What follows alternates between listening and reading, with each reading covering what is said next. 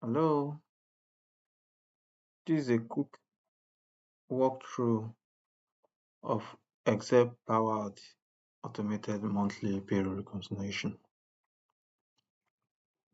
So we have the payroll data here. So this is the payroll data. Here can populate our payroll. This place,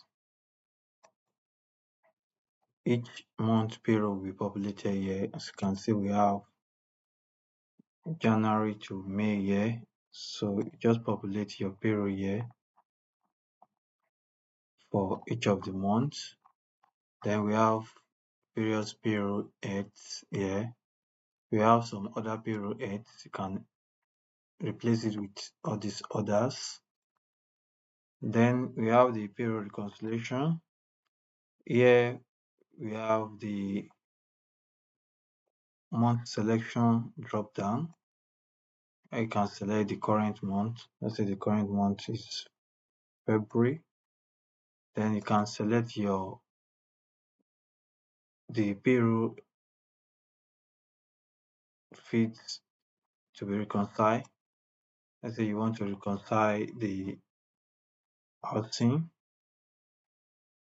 then every other thing auto-populates. As you can see, these are the payroll for housing for February, this for January. This is a comment. Then we can see that this staff, we have existing staff because this person is not in February, but we have payment in January. That means this staff has existed in February. Then if we go down, you can see there is an increase here. We also have another existing staff.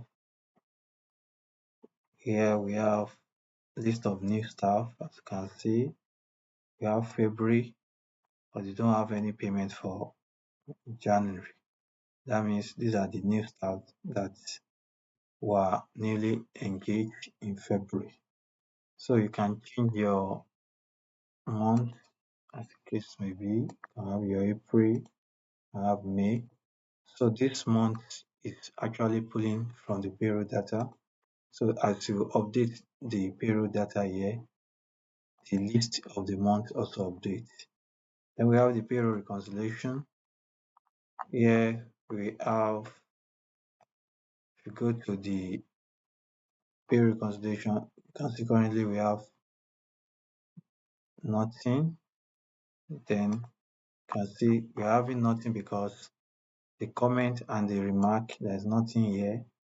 So if you probably change your period to March, okay, we have variance here, we have existing stuff here. So these are the various remarks that we have. Then if you now go to the reconciliation, so we now have the list of the variance and the existing staff or new staff as the case may be.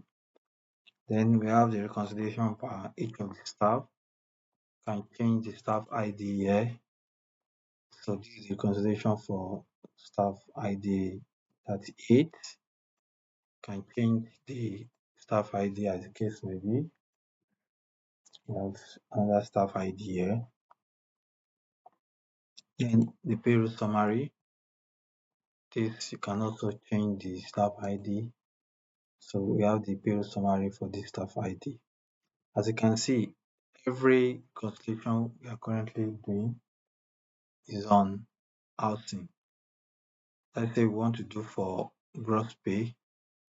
It's a function of going to the pay reconciliation and you select the gross pay.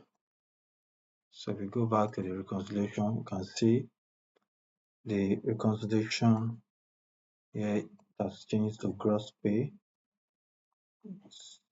So we also have same for the individual staff. If we have the payroll summary, it's also for gross pay. Then the payroll summary